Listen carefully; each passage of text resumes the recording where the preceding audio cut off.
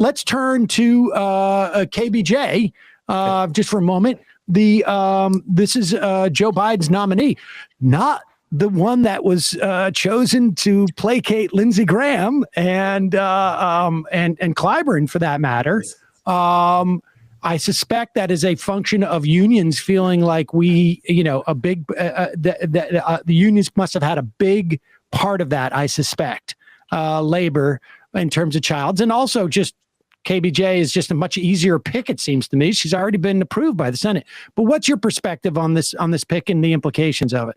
So I think she was always the pick, and in some ways that she was like 85% of the way there. Clyburn sort of, what do we do? Clyburn is our guy. I think there was a little confusion that he caused, but I think there was always trying to move them from their preferred pick. So I think that is where they landed, and I think she's got the right. I think the labor stuff the American Prospect reporting did sort of weaken Childs further, but I still think Jackson had the resume and was the person they were sort of always started on. In some ways, they could have, in the same way Barrett was picked and everybody knew it, they could have announced Jackson in a week, is my guess, and I'm not sure. I think Clyburn may have drawn up the process would actually probably happen. And my view on the pick is, I wrote a piece that was, it was a little mean probably, but basically saying Breyer had a pretty good record in my view, but the last year where he spent basically saying the court is nonpartisan, how dare you say the court is partisan, was sort of shameful, and like, what was the point, and sort of really disappointing, and he sounded, Biden's worst days when he's doing the Mitch McConnell's my friend, I love the Republicans, and look how bipartisan I am. It was like, but Breyer spent like a year doing that, whatever you like. I support adding judges to the Supreme Court, or court packing, whatever you call it, very reluctantly. I don't think it's a good idea. I just think a court with Amy Coney Barrett, Kavanaugh, Alito, and others is anti-democratic, anti-voting rights, and so on. And if Breyer can't understand that, or is so focused on pleasing his colleagues that he can't, he basically spent a year attacking progressives for honestly discussing how the court works. I found it outrageous.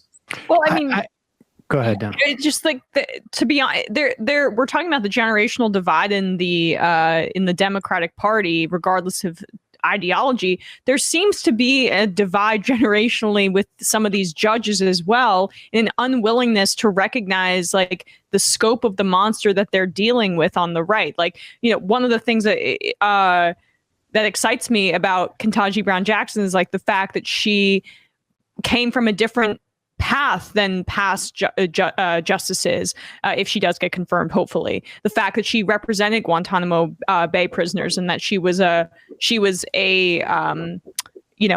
public defender, but above all as well, it's hopefully a real reckoning and understanding that a judgeship is not a priesthood, and that you're not above the fray to this degree. Breyer is so committed to his own BS and sniffing his own farts, sorry to be gross, that like that's indicative of like a lot of the way that these Supreme Court justices view themselves. And I can't tell if that's ideological or generational, because we've had this in a couple times in the conversation. I assume your ideology and your generation are and your sort of view of status quoism, these things are all related, and teasing out exactly which one. Like, my guess is Breyer is probably, he's older than Sotomayor, but my guess is he's probably to the right of her they're both liberal, but he's to the right of her on issues. And my piece kind of hinted, if you're a rich, white, older man, that might point you in that direction. But Bernie Sanders is a rich, white, older man at this point. So I'm not sure that's conclusive, but I think that might point you. But a public defender who's a black woman born in 1970 is going to be less wedded to the status quo than Stephen Breyer. Without a doubt. I mean, I think the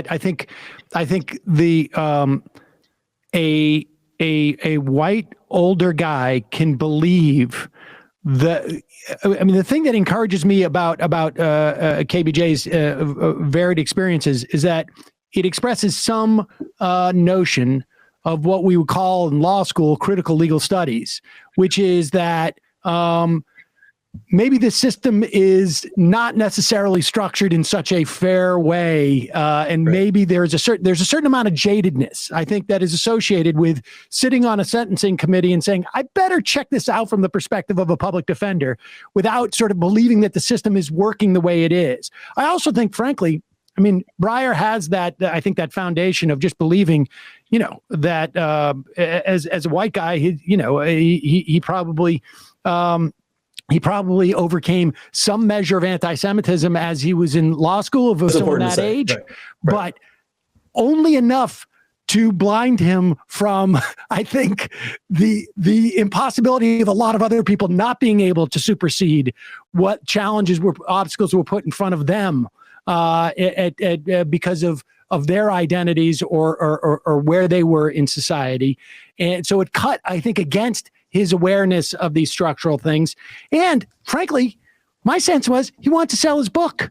And I mean, you were far more generous than I think that he deserved, particularly. I mean, I thought Ginsburg should have resigned as well, but Breyer had at least the knowledge of what happened to Ginsburg. And for the fact for him not to do it is even more, I think, reprehensible. But knock on wood, at least we'll see, assuming that we can maintain an actual majority in the Senate until KBJ is confirmed. It worked out for Breyer and for the country to some extent, I guess. We're still probably another 10 years off from a chance to balance out the court, if there's going to be any. But the last word, Perry. The one thing I'm struggling with is the pledge. Like if you're the head of Asian American Group X in 2024 or 2028, and Klobuchar, Pete Buttigieg, and X person are running, do you say we have not had an Asian American justice, we need one? And like and also, so I guess on the one hand, I'm not sure that I know the Republicans have done this. I'm not interested in that. What I mean is, how does that, the Democratic coalition is very diverse. How does that kind of pledge, like if Clyburn if the promise came from Clyburn forcing you to do it, does that mean that Asian American groups, Latino groups should force similar promises? And how do we feel about that? That's one point. Second point, as a Black person, who's applied for jobs, like so on. I am still thinking, would I want the Washington Post to have announced, this is our Black columnist slot, here are the Black applicants for it? That would be illegal. But even if it wasn't, I'm grappling with that. Not that she's not qualified. I think she's very qualified. This is more of a question of how are white people going to perceive you if you're picked in this process is different than, I think a lot of people are qualified. I think she's very qualified again, but I think how are you going to be treated as an issue that I would want to think about. On the other hand, I think at the end of the day, this was a void. This was the fact that we hadn't had a Black woman was an abomination. And I think that Biden being sort of upfront about this, I think affirmative action is good. So I think that the fact that he was sort of upfront, here's why I'm doing this and here's how, like elevated Childs, elevated the other candidates, elevated Cheryl and Eiffel. So I think on balance, I think it was a good promise, but I'm not unequivocal about that. Yeah, I think your number one is going to have more implications, frankly, than your number two, because it was such an obvious historical void that it transcends the idea of we have and listen, court watchers also, I can tell you, court watchers perceive that slot as the Jewish slot. Like there was there has been this, for those people who are, sort of like in the legal circles, understood, they understand that dynamic that has existed for literally decades. It's just like who was allowed to get a slot was just much narrower. But the first one is an interesting one that I hadn't contemplated, that idea of like, what are the implications going forward? How much of a historical void, an obvious void, do we need to justify a pledge like that from a candidate, and who's going to do it based upon maybe there's a specific state I need to win, and et cetera, et cetera. But fascinating stuff. Perry Bacon, thank you so much for joining us. Really appreciate it. This was great. Thanks for having me.